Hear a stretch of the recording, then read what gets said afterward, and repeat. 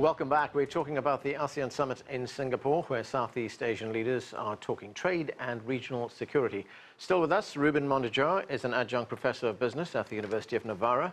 Lim Tai Wei is a research fellow at the National University of Singapore. Hung Tran is executive managing director of the Institute of International Finance, and Xindo Xu is a senior researcher at the Pango Institution. Ruben, let's look at some of the individual economies among the ASEAN nations. Let's look at the Philippines. It's been doing pretty well. Philippines' economy has been showing growth. It is one of the biggest ASEAN economies. What's the outlook? Positive. The outlook is positive. The president has high local support, and this president has been lucky so far. He has not had the big disasters that previous administrations have had, like big typhoons and earthquakes and big volcano eruptions. So he has been pretty lucky in that sense. And then he has maintained, after more than 2 years in power, good local support. He has also shown that he is a fast-acting president in terms, for example, of infrastructure.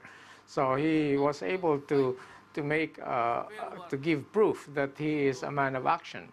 His changed position towards the relationship between the Philippines and China has also helped the economy, because all of a sudden funds have come in, and all of a sudden the Philippines has become a friend of China, in contrast to the immediate previous administration. So overall, outlook is positive. Hung Tran, earlier on we were talking about the trade tensions between China and the United States, and I'm wondering how it's going to affect ASEAN countries, because we look at the way current global supply chains are structured. In many instances, components that are made in ASEAN member states get sent to a place like, say, China, where they are assembled into goods. So it's going to have an impact, isn't it? Right. It has an impact on two levels. One, on the global level, as I said before, trade tension, including the raising of tariffs, will reduce world trade growth and economic growth. Indeed, the IMF estimated that 10% increase in tariff across the board will reduce global trade growth by 1 percentage point and global economic growth by 0.5 percentage point, and that will have a negative impact for all, particularly ASEAN being export-dependent economies. Second, and more long-term, structurally speaking, the maturing of the global supply chain that you mentioned means that many countries, including China, is now wanting to produce more and capture more of the value added in the global supply chain, so that they can assemble, manufacture, and export the whole article from the domestic economy. That will reduce the demand for intermediate goods that ASEAN countries have been very good in supplying to China in the past 10 years, 20 years. Second is a new phenomenon of onshoring, where advanced economies bringing back manufacturing activities using advanced technology and automation to reduce cost and to be closer to their client base. That also reduces trade and investment flow to countries that rely on trade and investment to grow. So ASEAN face these challenges on a longer-term basis beyond the near-term trade dispute. Xindo, are there any lessons for ASEAN member states from the Chinese experience? I mean, if we look at China, 40 years ago, 90% of the Chinese were living in poverty, less than 20% were living in cities. In 40 years, that has changed. Hundreds of millions of people brought out of poverty. What lesson does that have for the ASEAN member states?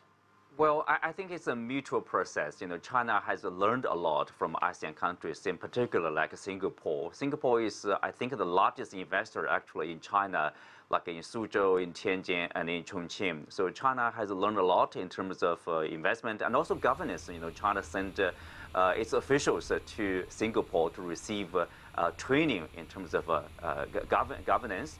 And at the same time, I think what China can offer is really about the emphasis on infrastructure construction. China has mapped out this Belt and Road Initiative, and for ASEAN, it has its own ASEAN Master Plan for connectivity. I think that these two plans are having a lot in common. For example, they stress very much about the infrastructure, the building construction of road, railways, ports. The ultimate goal is connectivity, so you can move the goods and the people easily, so you can have people-to-people exchange. So that will boost trade and boost investment. So ultimately, economic expansion will benefit from that. So that's Chinese experience. The investment will facilitate economic growth, and after these infrastructure projects are finished, that will in turn further help the economic growth. I think that's China experience, and also that's why China is leading the efforts, for establishing this ASEAN, Asian Infrastructure Investment Bank, and also Belt and Road Initiative. ASEAN is one of the very important place for the implementation of such an initiative. Lim Tai-wei, let's turn to some of the political challenges that this ASEAN summit will be facing. Very recently, in a speech, the Singapore Prime Minister expressed concerns over political cohesion in the group, over unity. Politically, what pressure are ASEAN nations under? I think ASEAN as an organization works on the principle of consensus. This is because there is great diversity in the Southeast Asian region. You have different political systems, you have different minority groups, you have different races, ethnicities, and you also have different socio-economic levels of development. So there's great diversity in this region. Because of this diversity, there's a need for reaching a consensus on major decisions within the ASEAN organization. This is to ensure that such decisions are acceptable to all stakeholders and also sustainable when major decisions are made, and also in terms of implementation, the decisions made can be sort of implementable or sustainable. So this is the principle that ASEAN has been working on since its inception, and this is the principle that remains.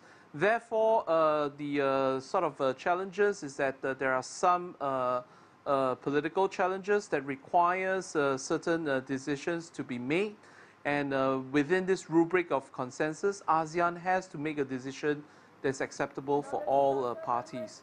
And therefore, in some of the more important political developments, for example, like South China Sea, ASEAN has been making progress on the framework for code of conduct, and in the current meeting, I think there is some who are pleasantly surprised by the fact that the code of conduct is now seen as one documentation, but there's still a long way to go. There are many blanks to be filled. There are many boxes to be filled within that document.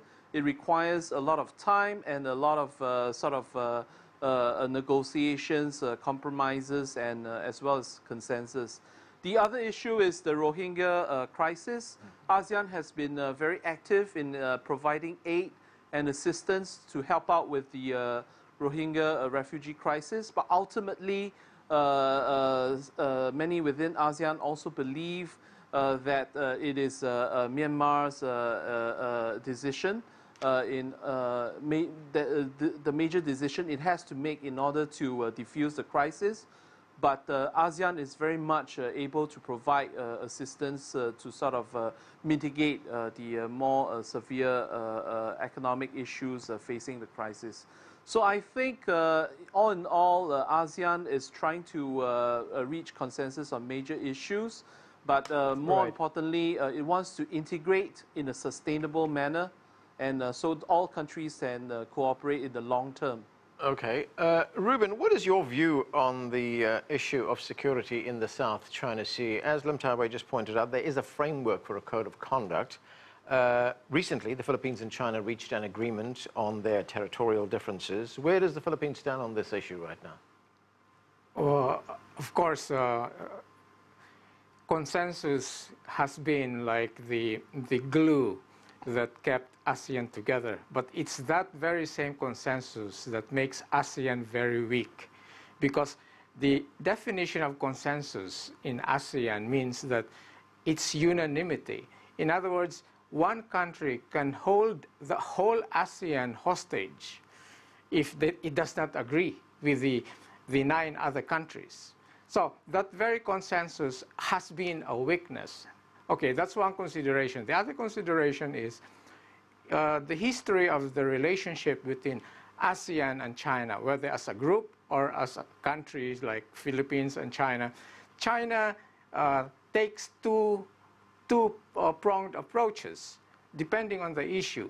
On some issues, China wants a bilateral negotiation as a means to solution. In some issues, China prefers or does not mind to have a group, like a consensus or like a one-group decision.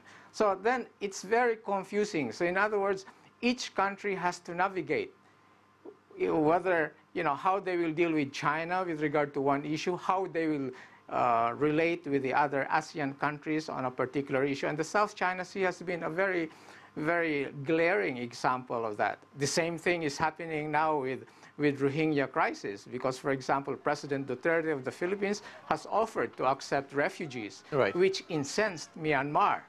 So then that is the problem there.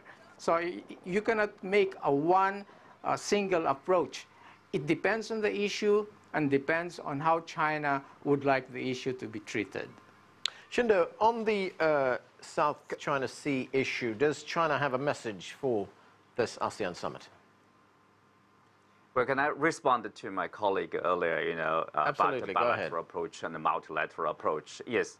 When it comes to the territorial disputes, it's really about sometimes between China and the Philippines, or Malaysia and Vietnam, or China and Vietnam. That's bilateral. I think that's why China suggested to deal with the issues between the 2 different countries. It's a bilateral approach. And when it comes to ASEAN as a group and China as another member, to maintain peace and stability in the South China Sea region, I think that's why people are talking about this code of conduct. The message right now is it appears like both sides, China and ASEAN, agrees the code of conduct should be legally binding. So basically every member, including ASEAN countries and China, will follow those codes in conducting their activities in the South China Sea. So hopefully peace and stability will be maintained for long term for the benefits of every member, every regional countries here. Hung Tran, I've only got a minute left. Very quickly, what do you see as the major political challenges for this ASEAN conference? Yes, I think the issues that have been touched upon by previous speakers are squarely on the agenda of the ASEAN. Since we don't have time to really go through a very complex and complicated situation there, basically it is very safe to say that peace and stability has served the region very well over the past 30, 40 years in terms of assuring growth, prosperity.